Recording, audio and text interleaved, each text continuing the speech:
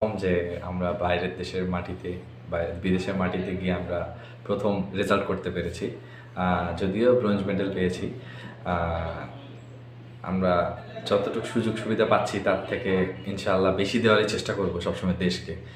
আর আমাদের সেক্রেটারি সুমন ভাই আসার পর এই যে বিদেশের মাটিতে খেলার যে অংশগ্রহণের যে বিষয়টা এটা অনেকটা বেড়েছে। এটা আগে টোটালি অফ ছিল। তো এই জিনিসগুলা ধারাবাহিকতা গত ১ বছর ধরে রাখাতেই কিন্তু আজকে আমরা এই সাফল্য পেয়েছি। এটা কিন্তু ১ দিন ২ দিনের না। এটা আমরা কন্টিনিউয়াসলি আমরা বাইরের দেশে খেলতেছি। হয়তোবা আমরা নিজ খরচে গিয়েছি, ঠিক আছে। আমাদের ভাইয়াও হেল্প করছে পাশাপাশি।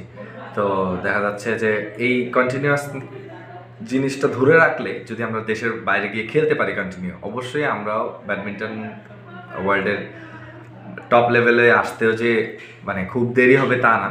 আমরা যদি প্রপার প্রশিক্ষণের মাধ্যমে আগাইতে থাকি তাহলে অবশ্যই আমরাও একদিন ভালো কিছু অ্যাচিভ করতে পারবো। অ্যান্ড কানাডিয়ান ইন্টারন্যাশনাল নিয়ে যদি বলতে চাই, কানাডিয়ান ইন্টারন্যাশনাল চ্যালেঞ্জ 2025 যেটা আমরা খেলে আসছি, ব্রোঞ্জ মেডেল পেয়েছি।